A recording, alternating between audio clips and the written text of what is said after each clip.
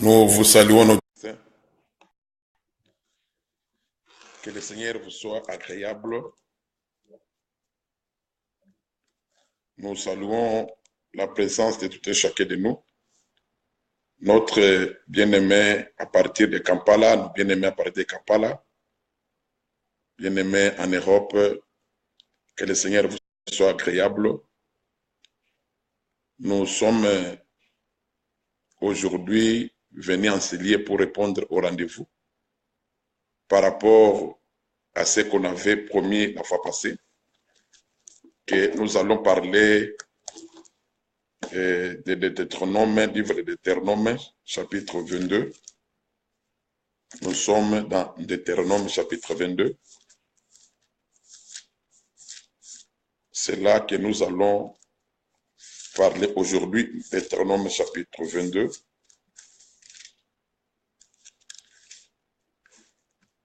Deutéronome, chapitre 22. L'Écriture dit ceci au verset 6. Si tu rencontres dans ton chemin un nid d'oiseau sur un arbre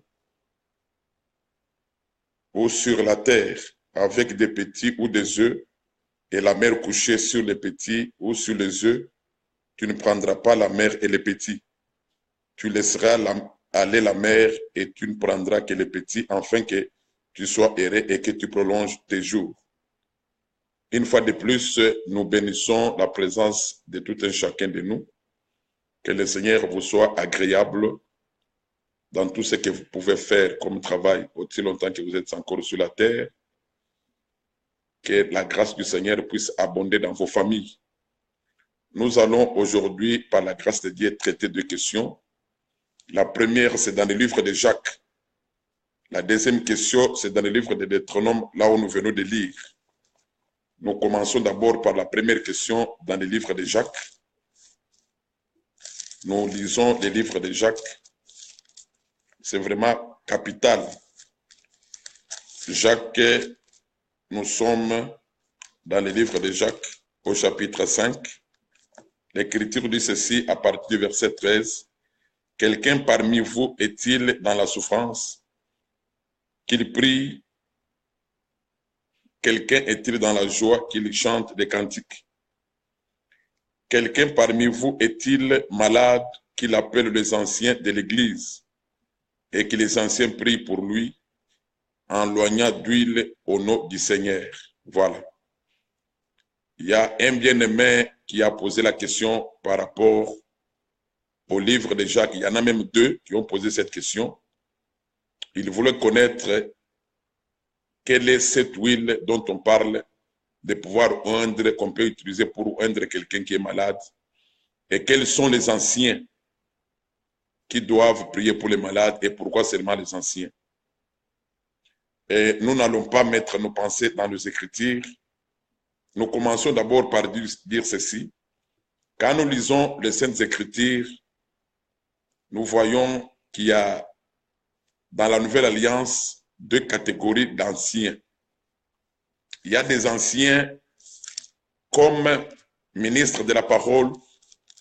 Il y a aussi des anciens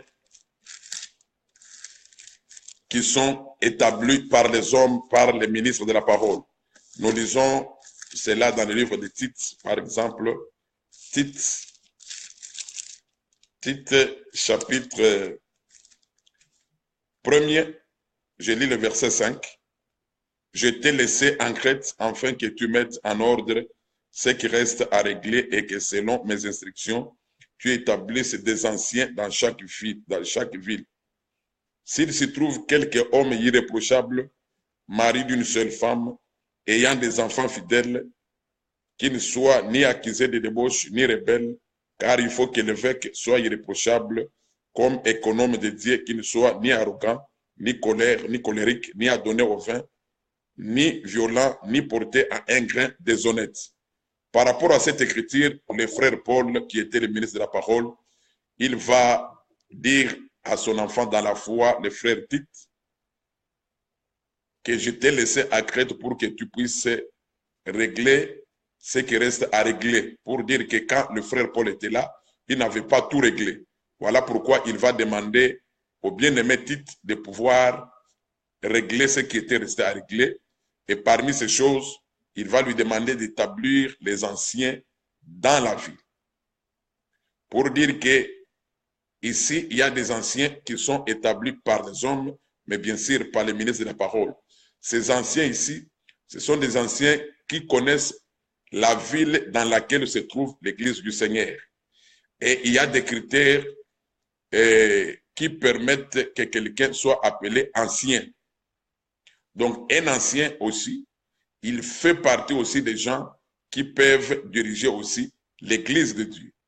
Mais il doit être d'abord, premièrement, membre de l'église ayant aussi la connaissance de la parole et répondre aussi aux critères que le bien-aimé Paul avait donnés. Mais il y a aussi des anciens comme les ministres de la parole. Tous les prédicateurs, les ministres de la parole, ce sont des anciens dans l'église de Dieu. Nous lisons les livres de 1 Timothée, par exemple, au chapitre 5. Non, nous lisons 1 Pierre plutôt, premier livre de Pierre. 1 Pierre chapitre 5. Nous lisons 1 Pierre chapitre 5. Je lis à partir du verset 1er. Voici les exhortations que j'adresse aux anciens qui sont parmi vous. Moi, ancien comme et voilà. Ici, l'apôtre Paul et l'apôtre Pierre plutôt, il écrit et il dit que moi, ancien comme est, pour dire que l'apôtre Pierre était aussi appelé, était aussi ancien. Et quand nous allons dans le livre des Actes des Apôtres chapitre 15, Actes des Apôtres chapitre 15, je vais lire le verset 6. La Bible dit ceci, les apôtres et les anciens se réunirent pour examiner cette affaire. Pour dire que ici c'était par rapport à la question de la circoncision qui avait été soulevée par certains frères de Judée.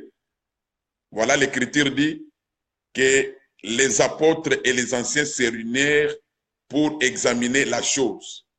Pour dire que les anciens aussi, qui sont établis par des ministres de la parole, ils doivent aussi avoir la connaissance de la parole de Dieu.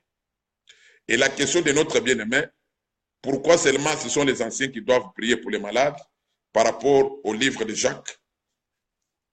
Nous lisons Matthieu chapitre 10. Matthieu chapitre 10. Matthieu chapitre 10. Nous lisons à partir du verset 1er. Puis ayant appelé ses 12 disciples, il leur donna le pouvoir de chasser les esprits impies et de guérir toute maladie et toute infirmité. Voici les noms des 12 apôtres. Le Seigneur Jésus avait donné l'autorité, le pouvoir de prêcher la parole et de guérir toutes les maladies. Il avait donné ce pouvoir à ses disciples, aux apôtres qui sont aussi les anciens. Pour dire que la charge de prier pour les malades, c'est une charge aussi des prédicateurs, des ministres de la parole. Mais s'il y a quelqu'un dans l'église qui a un don de guérison, ses frères ou cette sœur peut prier pour les malades. Mais nous savons que la charge est donnée au ministre de la parole. Quand quelqu'un est malade dans l'église, qu'il aille vers le ministre de la parole, vers les anciens, pour qu'il puisse prier pour lui. Mais je suis en train de répéter que si dans l'église, il y a un frère ou une sœur ayant un don de guérison, il peut, ou soit elle peut aussi prier pour les malades, ce n'est pas un péché. Mais si l'apôtre Jacques disait que non, qu'ils puissent voir les anciens, c'est puisque ce sont eux qui ont la charge que le Seigneur leur avait confiée. Et maintenant, le frère voulait aussi connaître quelle est l'huile qu'on doit oindre sur les malades. Cette huile, ça doit être une huile physique ou quel genre de l'huile qu'on doit oindre sur les malades. La réponse va être trouvée dans les Saintes Écritures. Vous allez vous souvenir que les anciens, ou soit nos aînés dans la foi, je parle des apôtres, ils étaient d'abord des Juifs quant à la chair. Ils avaient la loi de Moïse. Mais vous allez remarquer dans les Saintes Écritures que quand les apôtres ont reçu le Saint-Esprit, ils ont commencé à servir le Seigneur. Mais ils étaient encore toujours attachés aux choses de la loi. Voilà pourquoi quand nous lisons, par exemple, Actes des Apôtres, au chapitre 15, vous allez remarquer cela, qu'ils étaient toujours attachés aux choses de la loi. C'était avec le temps que ces choses avaient disparu au milieu d'eux. Nous lisons Acte 15, nous sommes au verset 19. C'est pourquoi je suis d'avis qu'on ne crée pas de difficultés à ceux de païens qui se convertissent à Dieu, mais qu'on leur écrive de s'abstenir de suivre des idoles, de l'impudicité, des animaux étouffés et du sang. Voilà. Vous allez vous souvenir que dans la loi de Moïse, Moïse avait dit aux enfants d'Israël de ne pas manger le sang, de ne pas manger les animaux étouffés. Mais vous allez remarquer que dans le livre des Actes des Apôtres, ici, les apôtres avaient déjà reçu le Saint-Esprit. Ils avaient déjà reçu la puissance d'en haut, mais bien qu'ils avaient reçu la puissance d'en haut, dans la conférence de Jérusalem, ils vont encore envoyer les frères Paul et Barnabas vers les païens en leur prescrivant, en leur disant que quand vous allez vers les païens, dites-leur de s'abstenir des animaux étouffés et du sang. Et les frères Paul et Barnabas, ils avaient pris la lettre et ils sont allés vers les païens. Certainement, ils ont prêché cela aux païens. Mais vous allez remarquer que dans le livre des Romains, et comme je le disais, c'est avec le temps que le frère Paul va enseigner ceci. Il va dire que le royaume de Dieu ne consiste pas à manger. Nous lisons, nous sommes dans Romains chapitre, je pense, 13. Écoutez ce que Romains chapitre 14. Nous lisons d'abord Romains chapitre 14. Le frère Paul va dire ceci au verset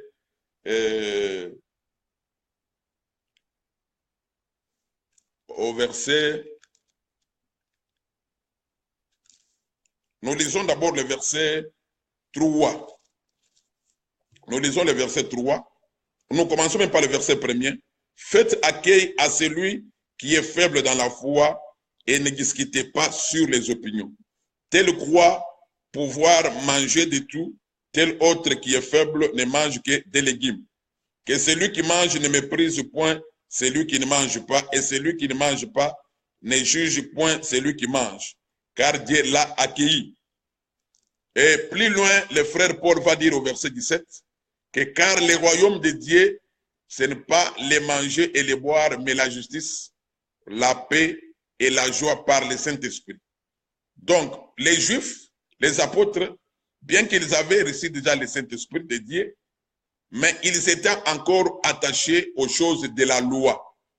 Ces choses de la loi avaient disparu parmi les apôtres au fur et à mesure que le Saint-Esprit travaillait en eux. Pour maintenant confirmer l'écriture de frère Paul qui dit que la connaissance augmente. Voilà pourquoi le frère Paul va dire dans le livre de 1 Romains, de 1 Corinthiens chapitre 13, il va dire que quand j'étais enfant, je parlais comme un enfant. Pour dire que au fur et à mesure que quelqu'un sert le Seigneur, que quelqu'un est dans les choses de Dieu, la connaissance augmente. De même aussi avec les apôtres, bien qu'ils avaient reçu le Saint-Esprit, ils étaient encore attachés aux choses de la loi. Voilà pourquoi ils pouvaient interdire aux païens de ne pas manger, ou interdire aux païens de manger les animaux étouffés et les sang, puisque cela était aussi dans la loi de Moïse. Voilà pourquoi aussi l'apôtre Jacques, puisque du temps de la loi, même quand le Seigneur Jésus était vivant quant à la chair dans ce monde, pendant que le Seigneur était vivant, les apôtres aussi, quand ils priaient pour les malades, ils utilisaient l'huile pour oindre les malades. Voilà pourquoi l'apôtre Jacques, quand il écrit dans sa prédication, c'est là qu'il va recommander que si quelqu'un est malade, qu'on puisse l'oindre de l'huile. Donc là, il était encore attaché aux choses physiques. Mais quand nous lisons Marc plutôt, Marc chapitre 16, Marc 16, Marc chapitre 16, je vais lire le verset.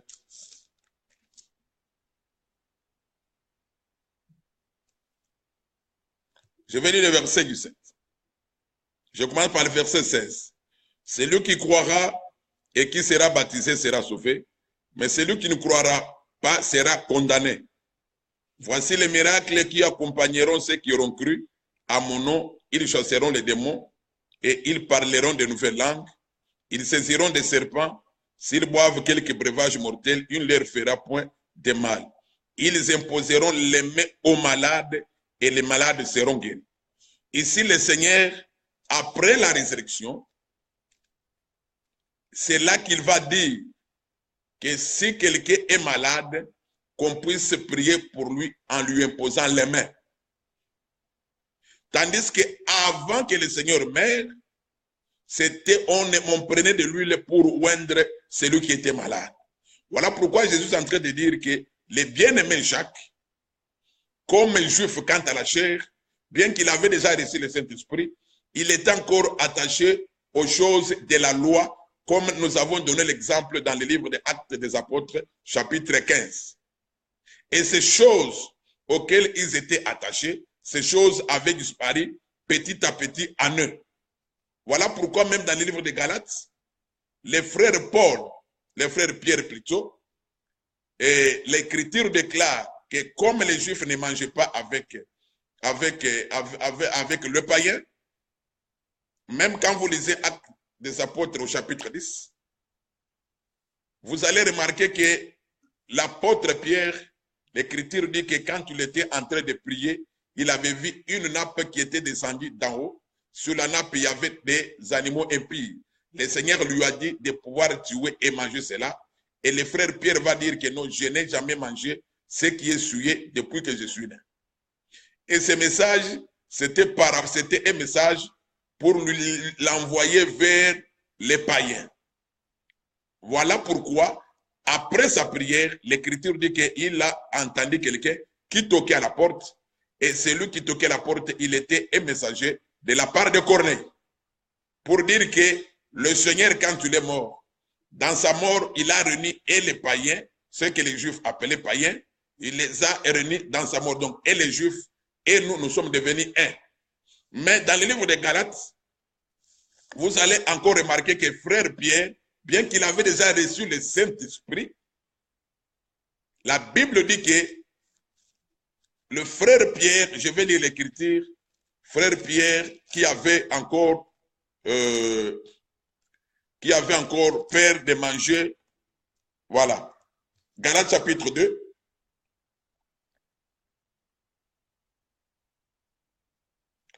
j'ai lu le verset 14. Voyant qu'il ne marchait pas droit selon la vérité de l'évangile, j'ai dit à Céphas, en présence de tous, si toi qui es juif, tu vis à la manière des païens et non à la manière des juifs, pourquoi force-t-il les païens à judaïser? Nous sommes juifs de naissance et non pécheurs d'entre les païens. Si je remonte, je vais au verset 11. Mais lorsque Céphas vint à Antioche, je lui résistais en face parce qu'il était irrépréhensible.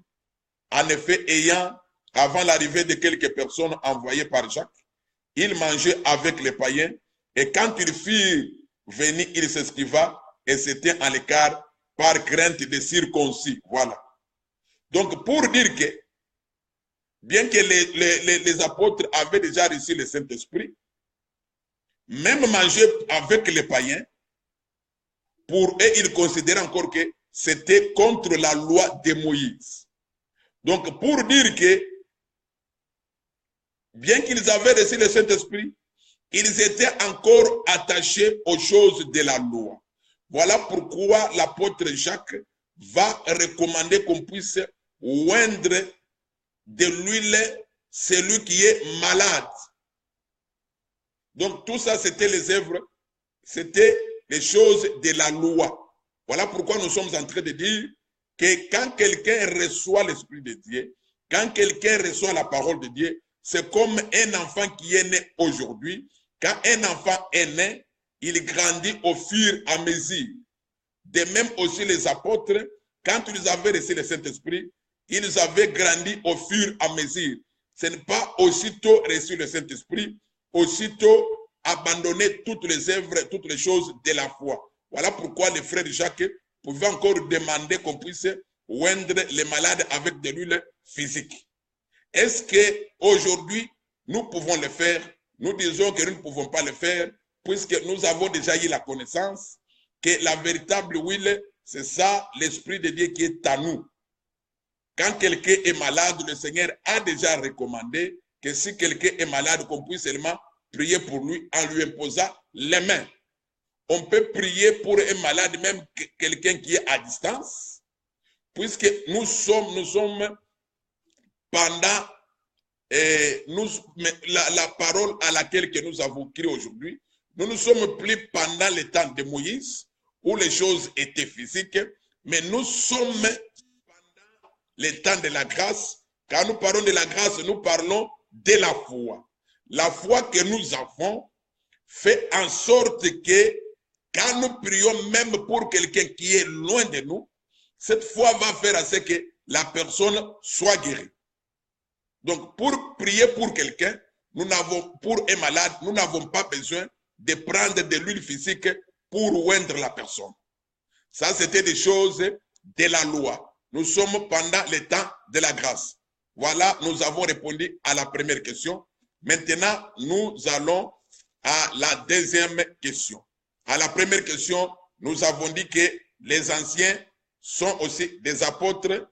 Dans la Bible, les apôtres aussi étaient appelés les anciens pour dire qu'aujourd'hui, les ministres de la parole, ce sont aussi des anciens. Et aussi, il y a des anciens établis par les ministres de la parole.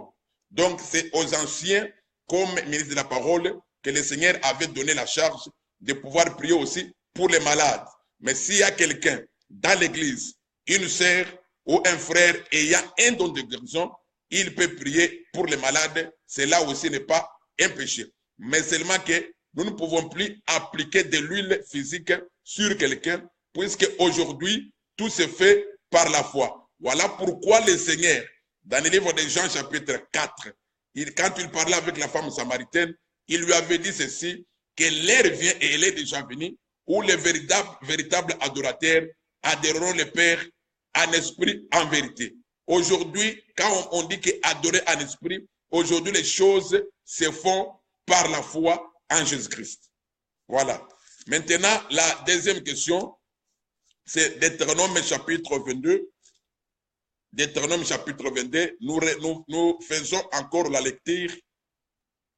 La Bible dit ceci, au verset 6.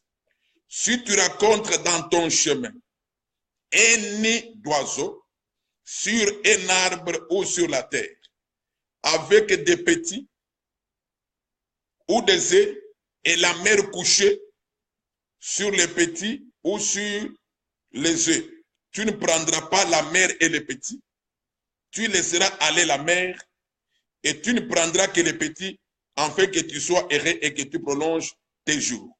Voilà. Donc, ça c'était la loi que Dieu avait donnée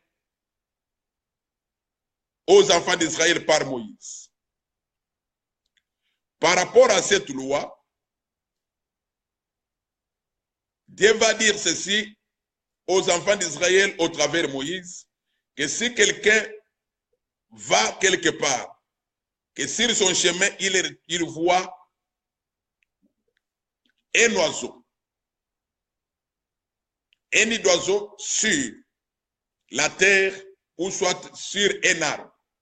Ici, il faut que le peuple retienne sur la terre ou soit sur un arbre, ou soit les petits sur la terre, ou soit sur un arbre, et que la mère est couchée sur eux.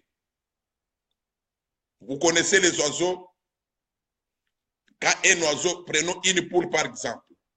Une poule, quand elle a ses petits, ou soit ses œufs, la poule se couche toujours soit sur ses petits, ou soit sur ses œufs. C'est ça la nature. Et aussi, dans cette écriture, il est dit que si vous allez sur un chemin et que vous voyez un nid d'oiseaux, ou soit des petits, soit sur la terre, bien sûr les petits des oiseaux, sur la terre, ou soit sur un arbre,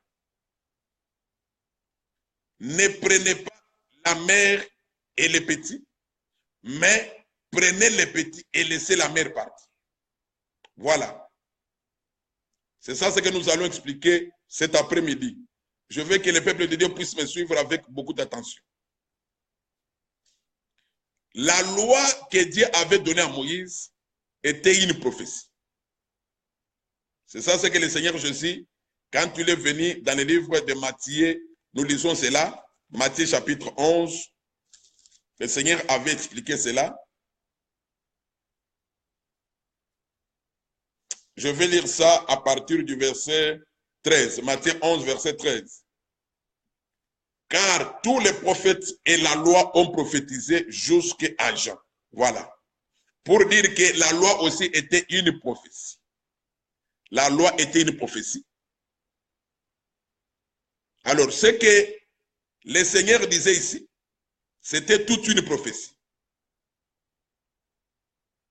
C'était toute une prophétie qui mérite une explication.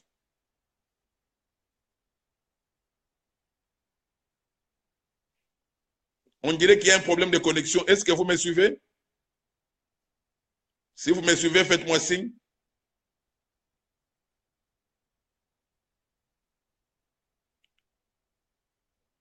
Si vous me suivez, faites-moi signe en envoyant un message.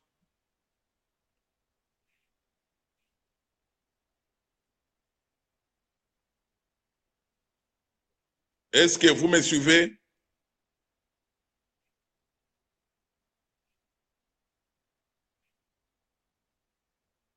Je ne vois pas de message.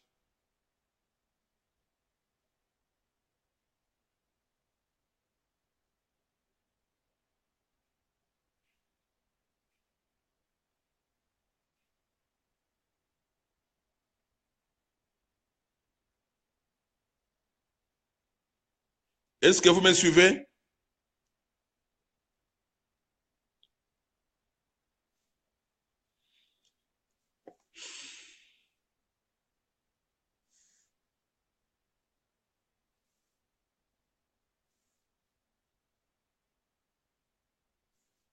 Envoyez-moi un message même sur mon Facebook pour que je sache que je suis connecté avec vous.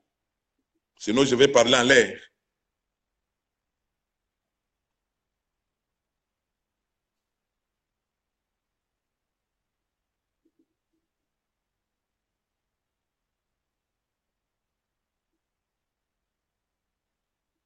Je suis en train d'attendre pour savoir si on est connecté.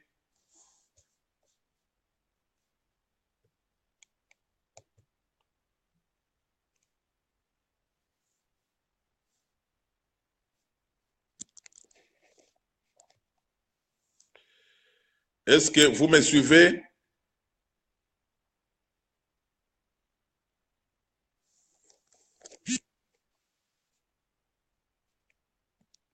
Ok. Ok, merci. Merci. Alors, nous continuons. Nous continuons. Alors, je disais que par rapport à cette écriture, le Seigneur va dire que tu ne prendras pas la mère et les petits. Tu vas laisser partir la mère, mais tu vas prendre seulement les petits. Alors, j'étais en train de dire que ceci, c'était toute une prophétie. C'était toute une prophétie qui mérite une explication. Puisque en réalité, le Seigneur, il prend les choses les choses physiques, pour nous enseigner les choses d'en haut. Donc, les choses que nous connaissons, pour nous enseigner plutôt les choses spirituelles. Donc, tout le monde connaît ce qu'on appelle oiseau, et tout le monde connaît ce qu'on appelle les petits d'un oiseau. Alors, selon l'écriture, que quand vous trouvez la mère couchée sur ses petits, ou soit sur ses œufs, ne prenez pas et la mère et les petits, mais prenez plutôt seulement les petits et laissez la mère partir. Alors, pour expliquer cela, nous allons dans les livres de Genèse. Nous commençons par là. Je vais lire Genèse. Je suis dans Genèse chapitre 2. Écoutez ce que le Seigneur dit. Le Seigneur dit ceci au verset 15. L'Éternel Dieu prit l'homme et le plaça dans les jardins d'Éden pour les cultiver et pour les garder. L'Éternel Dieu donna cet ordre à l'homme: tu pourras manger de tous les arbres du jardin, mais tu ne mangeras pas de l'arbre de la connaissance du bien et du mal, car les jours où tu en mangeras, tu mourras. Voilà. Quand le Seigneur crée l'homme, il fait Adam, il forme Adam de la poussière de la terre, et il va prendre Adam qu'il avait formé de la poussière de la terre, il va le placer dans les jardins d'Éden. C'est là qu'il va lui donner la loi. Il lui dit que tu pourras manger de tous les arbres qui sont dans les jardins, mais l'arbre qui est au milieu du jardin, tu ne vas pas les manger. Les jours que tu vas manger, tu vas mourir. Et l'Écriture va maintenant nous dire ceci. Quand nous allons dans Genèse chapitre 3, nous allons au verset 6. La femme vit que l'arbre était bon à manger et agréable à la vie et qu'il était précieux pour ouvrir l'intelligence. Elle prit de son fruit et en mangea, et elle en donna aussi à son mari qui était auprès d'elle, et il en mangea. Les yeux de l'un et de l'autre s'ouvrirent, ils connurent qu'ils étaient nus, et ayant cousu des feuilles de figuier, ils s'enfirent des ceintures. Alors ils entendirent la voix de l'Éternel Dieu qui parcourait les jardins vers le soir, et l'homme et sa femme se cachèrent loin de la face de l'Éternel Dieu, au milieu des arbres du jardin. Mais l'Éternel Dieu appela l'homme et lui dit: où es-tu? Il répondit: j'ai entendu ta voix dans le jardin, et j'ai eu peur parce que je suis nu, et je me suis caché. Et l'Éternel Dieu dit: qui t'a appris que tu es nu? Est-ce que tu as mangé de l'arbre dont je t'avais défendu de manger? Voilà. L'Éternel Dieu va interdire à Adam de pouvoir manger l'arbre de la connaissance du bien et du mal. Donc, cet arbre-là, selon que Dieu lui-même l'a appelé, l'arbre qui était au milieu du jardin, ici d'abord il faut que le peuple puisse retenir que les jardins étaient un jardin physique, et ces arbres étaient des arbres physiques, et l'arbre de la connaissance du bien et du mal était un arbre physique. Alors la Bible dit que cet arbre de la connaissance du bien et du mal, Dieu avait dit à Adam de ne pas les manger. Donc pour dire que cet arbre, quand tu le manges, il va te donner la connaissance du bien et du mal. Alors l'Écriture va nous dire que le serpent était le plus rusé de tous les animaux des champs. Le serpent est venu, il a trompé Ève. Ève a pris les fruits et l'a mangé. Elle a donné cela aussi à son mari Adam. Adam aussi a mangé. Après qu'ils aient mangé, c'est alors qu'ils se sont retrouvés nus. Quand ils se sont retrouvés nus, ils ont commencé à se cacher. Et l'Éternel est venu chercher l'homme dans les jardins. Et l'Éternel va appeler Adam. Adam, où es-tu? Adam va dire que je me suis caché puisque je suis nu. L'Éternel lui pose la question: qui t'a appris que tu es nu? Donc, pour dire que Adam était nu avant, mais il ne savait pas qu'il était nu. Quand Adam a mangé les fruits, c'est alors qu'il a remarqué qu'il était nu. Il a commencé à se cacher. Et l'Éternel va venir lui poser la question: qui t'a appris que tu es nu? As-tu mangé l'arbre dont je t'avais défendu de manger? Donc, quand l'Éternel pose la question, lui-même ici, il a répondu à la question. Pour dire que c'est cet arbre que Adam avait mangé, qui avait enseigné, qui avait donné la connaissance à Adam que tu es nu. Donc, cet arbre qui porte la connaissance du bien et aussi la connaissance du mal, c'est cet arbre qui avait fait à ce que Adam puisse connaître qu'il était nu. Alors, quand le bien-aimé Paul vient, il explique cet arbre comme étant la loi.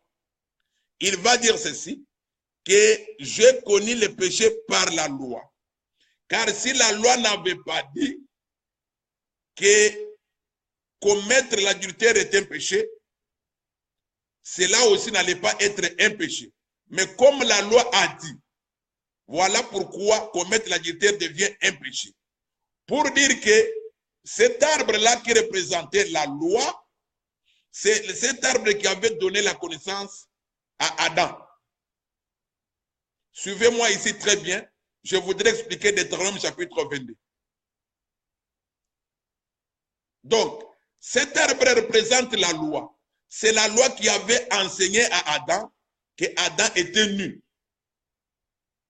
Et cet arbre était venu de Dieu. Voilà pourquoi quand le frère Paul vient, dans le livre des Romains, je lis Romains chapitre... Je vais lire le livre des Romains, je lis le livre des Romains au chapitre 7. Écoutez ce que le frère Paul dit, Romains chapitre 7. Je lis le verset 7. Que dirons-nous donc? La loi est-elle péché? Loin de là. Mais je n'ai connu le péché que par la loi, car si je n'aurais pas connu la convoitise, si la loi nous dit, tu ne convoiteras point, et le péché, saisissant l'occasion, ainsi de suite. Donc, le frère Paul dit qu'il a connu le péché par la loi. C'est la loi, si la loi n'avait pas dit que ne convoitez pas, la convoitise ne serait pas aussi un péché. Même dans le monde, les gens qui vivent par exemple dans des grands pays, il y a des lois dans des grands pays que les gens doivent respecter. Dans certains pays, il faut conduire à droite. Ça, c'est la loi du pays. Si la loi n'avait pas dit qu'il faut conduire à droite, l'homme pouvait conduire et à gauche et à droite, cela n'allait pas être un problème. C'est à partir de la loi que le péché est venu. Voilà pourquoi c'est à partir de l'arbre que Adam avait mangé qu'il avait connu, qu'il avait retrouvé, qu'il avait reconnu qu'il était nu et il avait commencé à se cacher. Voilà pourquoi quand Dieu vient, il lui pose la question, qui t'a appris que tu es nu? As-tu mangé l'arbre dont je t'avais défendu de manger? Donc, pour dire que c'était cet arbre qu'Adam avait mangé qui lui avait montré qu'il était nu. C'est cet arbre qui avait enseigné. Pour dire que l'arbre de la connaissance du bien et du mal, c'est un arbre enseignant, c'est un maître qui enseigne. J'ai pris cet exemple pour expliquer Deutéronome chapitre 22. Alors, quand nous lisons, nous prenons le livre de Jean, par exemple. Jean chapitre... Je lis Jean chapitre 9. Non, Jean chapitre 8. Je lis Jean chapitre 8. Pour gagner le temps, je ne lis pas, je vais seulement parler. La loi disait que si on trouve une femme en train de commettre, une femme mariée en train de commettre l'adultère, vous allez lapider et la femme et l'homme. Mais remarquez que quand le Seigneur Jésus était sur la terre, un jour on lui avait amené une femme qui avait commis l'adultère. Là, nous sommes dans le livre de Jean chapitre 8. Quand on lui a amené la femme, on lui a dit que Moïse nous a dit que de telles femmes, il faut les lapider. Qu'est-ce que toi, le Seigneur, tu dis? La Bible dit ceci, quand ils ont posé la question au Seigneur, le Seigneur a commencé à écrire par terre. Il a posé la question à ceux qui accusaient la femme. Qui de vous n'a pas de péché? C'est là que je vais lire.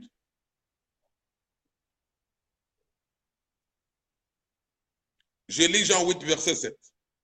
Comme il continua à l'interroger, il se releva et leur dit, que celui de vous qui est sans péché jette le premier la pierre contre elle.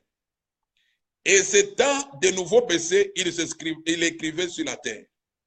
quand ils entendirent cela, accusés par leur conscience, ils se retirèrent un à un, depuis les plus âgés jusqu'au dernier, et Jésus resta seul avec la femme qui était au milieu. Voilà. Quand ces gens sont venus avec la femme auprès du Seigneur Jésus, l'accusant que Moïse nous a dit que de telles femmes, il faut les lapider. Qu'est-ce que toi, tu nous dis? Le Seigneur va leur poser la question de savoir que celui qui n'a pas de péché parmi vous, jette le premier la pierre contre la femme. Quand ils ont entendu cela, la Bible dit que tous avaient été accusés, chacun par sa conscience. La conscience de chacun avait commencé à les accuser. Pour dire que tous, la conscience leur a montré que vous êtes aussi des pécheurs. Et comme la conscience les avait accusés, voilà pourquoi ils n'ont pas pu lapider la femme. Voilà pourquoi quand nous rentrons dans Genèse chapitre 3, quand le Seigneur a posé la question à Adam, est-ce que as-tu mangé, qui t'a appris que tu es né? As-tu mangé l'arbre? C'est là où nous avons expliqué que c'est cet arbre-là qui avait enseigné à Adam qu'il était nu. Et ici aussi, nous remarquons que c'est la conscience qui a accusé ces gens qu'ils étaient tous des pécheurs et qu'aucun d'eux ne pouvait jeter la pierre contre la femme, puisqu'ils étaient aussi tous des pécheurs. Pour dire que aujourd'hui, cet arbre-là parle seulement de la conscience que Dieu a mise dans tout et chacun de nous. C'est-à-dire que la conscience qui est en nous, c'est ça la loi que Dieu a mise en nous pour que cela puisse accuser chacun de nous devant Dieu. Pour que chacun de nous se retrouve comme coupable devant Dieu afin qu'il puisse s'humilier. Alors, quand nous lisons maintenant Romains chapitre 2, Romains chapitre 2, écoutez ce que le frère Paul dit. Là, nous sommes dans Romains chapitre 2. Je lis le verset 13.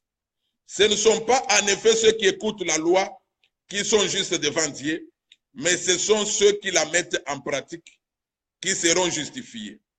Quand les païens qui n'ont point la loi font naturellement ce que prescrit la loi, ils sont eux qui n'ont point la loi, une loi pour eux-mêmes. Ils montrent que l'œuvre de la loi est écrite dans leur cœur, leur conscience en rendant témoignage et leur pensée s'accusant ou se défendant tour à tour. Ici, le frère Paul explique. Il écrit à l'église des Romains pour leur enseigner que même les païens, puisque les Juifs, ils se croyaient justes, puisqu'ils avaient la loi de Dieu, que Dieu avait donnée par Moïse. Voilà pourquoi le frère Paul va dire à l'église de Rome, il va écrire pour dire que ce ne sont pas seulement ceux qui écoutent la loi qui sont justifiés, mais ce sont ceux qui mettent la loi en pratique.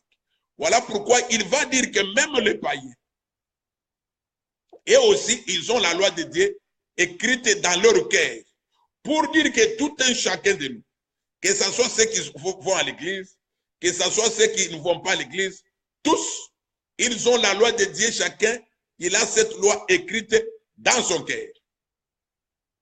Or, quand nous rentrons dans Deutéronome chapitre 22, la Bible dit ceci, que quand vous allez sur les chemins et que vous trouvez un oiseau couché, la mère, un oiseau couché sur ses petits, ou soit sur ses œufs, laisse partir la mère, mais prends les oiseaux. Or, quand nous avons pris l'exemple de la loi, nous avons compris que c'est la loi qui a enseigné le mal et le bien à tout le monde.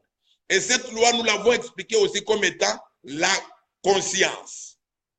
Quand nous allons dans le livre de Galates, écoutez ce que Galates dit. Galates chapitre 3. Galates chapitre 3 dit ceci. Je suis au verset 22.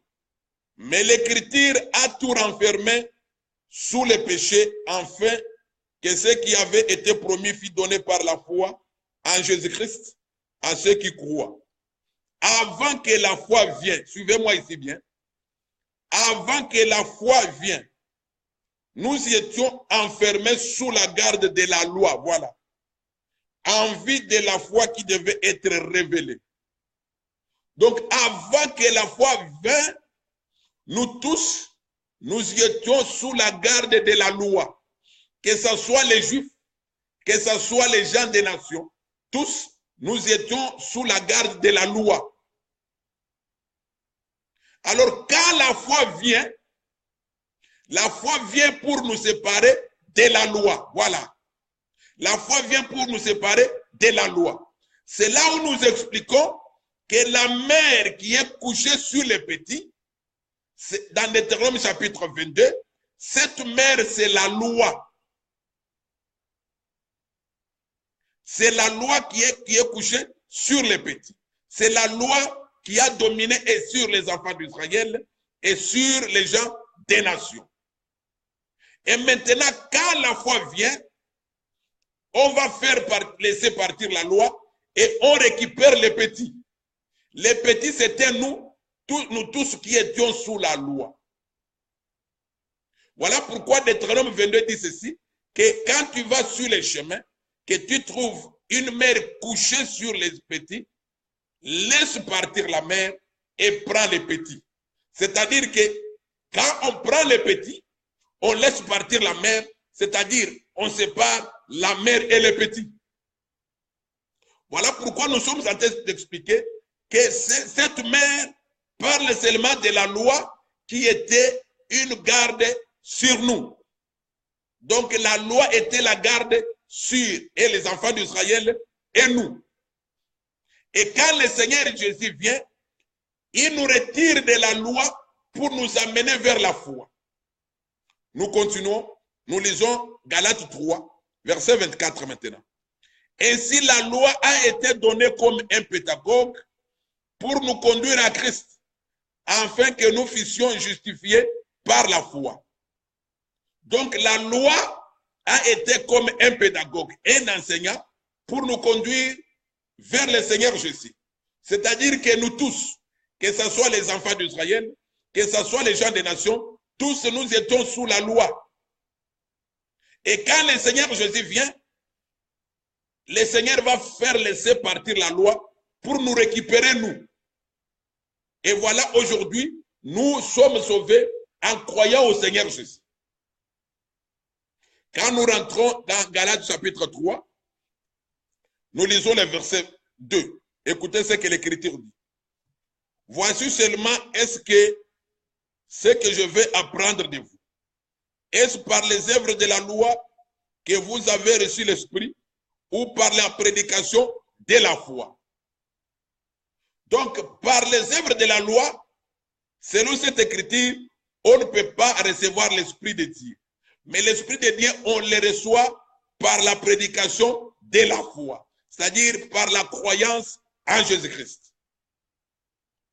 Pour dire que même les enfants d'Israël, qui avaient la loi de Dieu, ils n'avaient pas aussi l'Esprit de Dieu, sauf les prophètes qui avaient l'Esprit de Dieu sur eux. Mais les autres là-bas, ils avaient la loi, mais ils n'avaient pas l'Esprit de Dieu, puisqu'on ne peut pas recevoir l'Esprit de Dieu par les œuvres de la loi. Mais pour recevoir l'Esprit de Dieu, on reçoit l'Esprit de Dieu en croyant au Seigneur Jésus-Christ. Et d'ailleurs, l'Écriture dit qu'aucune chair ne sera justifiée par les œuvres de la loi. Pour être justifié, il faut avoir la foi en Christ. Voilà pourquoi cette mère couchée sur les petits ne parlait que de la loi. La loi, selon Galates chapitre 3, avant que la foi vienne, la loi avait enfermé tout le monde sous une garde.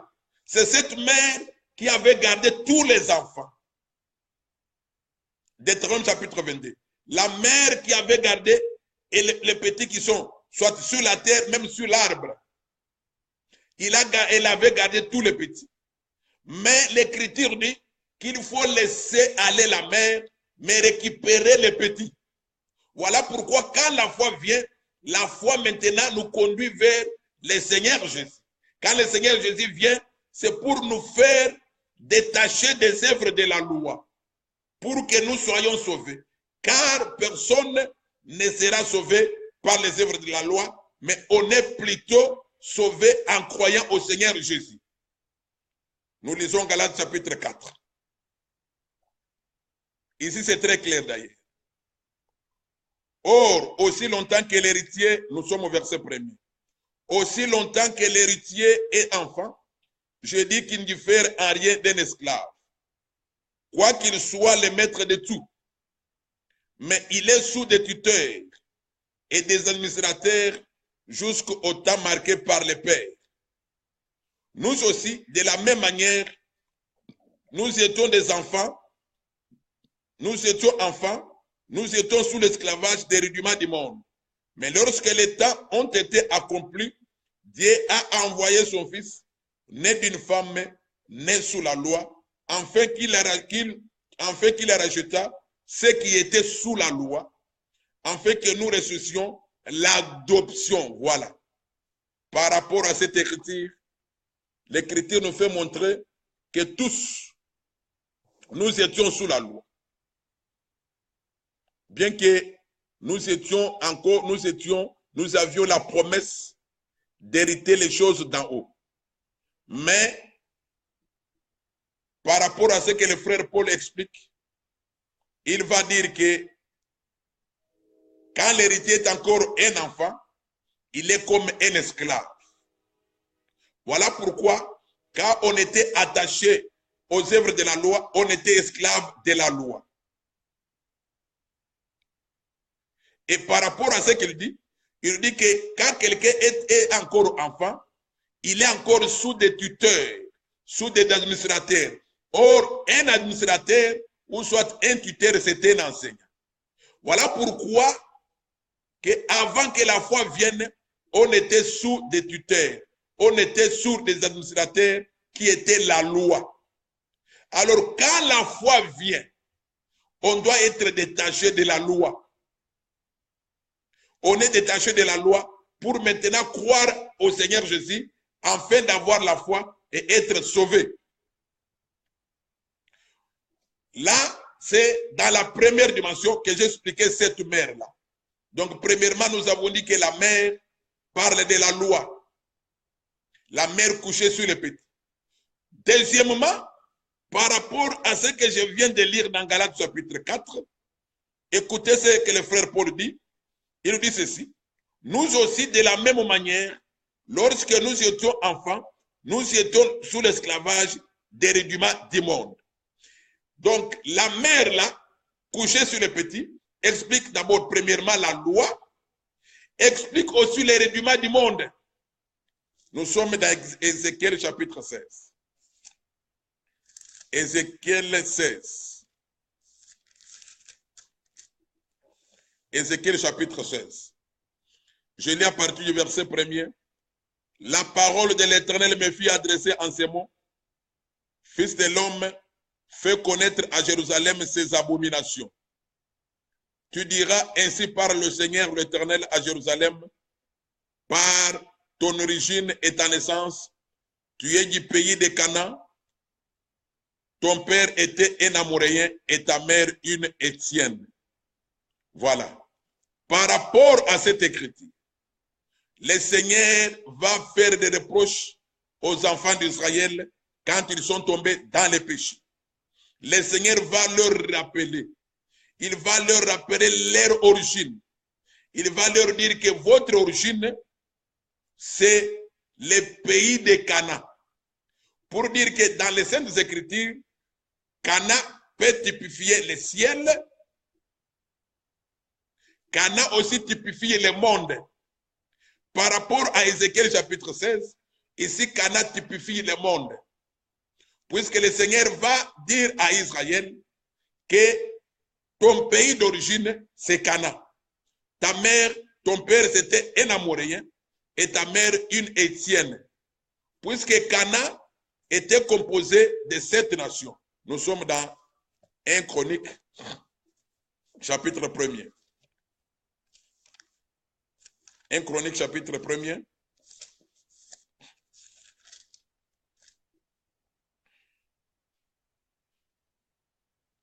Je vais lire le verset 13. Cana engendra Sidon, son premier-né et Heth, et les Jubiciens et les Amoréens et les Girgasiens, les Éviens et les Archiens, les Siniens, les Arvadiens, les Tsémariens, les Hamatiens. Voilà. Donc, Cana était composé de beaucoup de nations au-dedans de lui. Alors, par rapport à cette écriture, Ézéchiel chapitre 16, le Seigneur va faire remarquer aux enfants d'Israël que voilà votre origine. Vous êtes venus du pays de Canaan. Donc, pour dire seulement que vous êtes les gens du monde. Et le Seigneur va dire ceci au verset 4, Ézéchiel 16, 4. À ta naissance, au jour où tu naquis, ton nombril n'a pas été coupé, tu n'as pas été lavé dans l'eau pour être purifié, tu n'as pas été frotté avec du sel, tu n'as pas été enveloppé dans des langes. Donc le Seigneur va rappeler Israël combien Israël, à sa naissance, c'est-à-dire à son origine, combien il était sale, puisqu'il dit que tu étais souillé dans le sang. Donc Israël avait la souillure. Israël avait la souillure. Et cette souillure, c'est par rapport au monde. Voilà pourquoi quand nous rentrons dans Galates chapitre 4, le frère Paul dit qu'avant que la foi vienne, nous étions aussi esclaves des rudiments du monde. Pour dire que avant que nous puissions croire au Seigneur Jésus, nous étions aussi attachés aux traditions du monde. Nous étions attachés aussi à nos coutumes. C'est-à-dire que nous étions des petits, des enfants de Dieu, mais à ce moment-là, on était encore attachés aux traditions, aux choses de ce monde. Et voilà pourquoi quand le Seigneur vient, le Seigneur nous fait sortir de ces traditions pour que nous puissions croire en lui et avoir la vie. Voilà pourquoi l'Écriture va dire que tu vas laisser la mère partir et tu vas seulement prendre le petit. La mère aussi, dans ces cas, ce sont les traditions auxquelles on était attaché autrefois. Donc, quand le Seigneur est venu, il est venu nous détacher de cette mère qui étaient les traditions, les coutumes auxquelles on était attaché. C'est ça, cet oiseau qui était couché sur le petit. Cet oiseau couché sur le petit, j'ai expliqué premièrement que c'était la loi à laquelle on était tous attachés. Et quand la foi est venue, la foi nous a détachés de la loi pour croire au Seigneur Jésus, afin maintenant d'être appelés les enfants d'adoption du Seigneur Jésus. Pour dire que quand vous rentrez dans Deutéronome chapitre 22, la mère, ce petit lui appartenait, puisqu'elle était couchée sur le petit. Quand on vient lui prendre le petit, c'est lui qui va prendre ce petits-là vont devenir les fils d'adoption de celui qui les a récupérés de la mère. Voilà pourquoi nous, on était des petits de cette première mère, et aujourd'hui, nous devenons des enfants de Dieu par adoption, selon Galates chapitre 4. Donc, pour dire que la mère, là, parle de la loi, parle aussi des traditions de ce monde, parle aussi des coutumes auxquelles on est attaché. Puisque quand on était encore attaché aux coutumes du monde, on n'avait pas l'esprit du Seigneur. Mais quand le Seigneur nous a détachés de ces coutumes, voilà maintenant nous avons reçu l'esprit du Seigneur qui crie Abba Père. De même aussi, les enfants d'Israël qui étaient attachés à la loi de Dieu, ils n'avaient pas encore reçu l'esprit du Seigneur, mais pour recevoir l'esprit du Seigneur, ils doivent être détachés de la loi. Et vous allez remarquer qu'il y a les petits sur la terre, Nous rentrons dans Deutéronome 22 pour terminer maintenant. Deutéronome 22. Pour terminer, Deutéronome 22. Il est dit ceci. Si tu rencontres dans ton chemin un nid d'oiseau, sur un arbre ou sur la terre avec des petits ou des œufs. Donc, sur un arbre ou sur la terre. Donc, les petits peuvent être sur l'arbre ou soit sur la terre. Donc, il y a deux types de petits, sur l'arbre ou sur la terre. Sur la terre ici, c'est Israël. Mais sur l'arbre, c'est les gens des nations. Puisque les gens des nations sont considérés par rapport au livre de Galates chapitre 4, ils sont considérés comme Jérusalem d'en haut. Et Israël est considéré comme Jérusalem d'en bas. Pour dire que ce soit les gens des nations, que ce soit les gens d'Israël, tous, nous étions sous la garde de la loi. Et quand la foi est venue, nous sommes maintenant détachés de la loi pour croire au Seigneur Jésus afin d'être sauvés. Voilà, nous sommes à la fin de notre émission. Nous disons dans la conclusion que la mère couchée sur les petits parle de la loi et aussi parle des rudiments du monde, soit des traditions auxquelles on était attaché. Et quand le Seigneur est venu, il nous a fait sortir de ces traditions du monde, de la loi, pour que nous puissions croire en lui, afin que nous soyons des enfants d'adoption de notre Dieu. Que le Seigneur puisse vous bénir. À la prochaine occasion.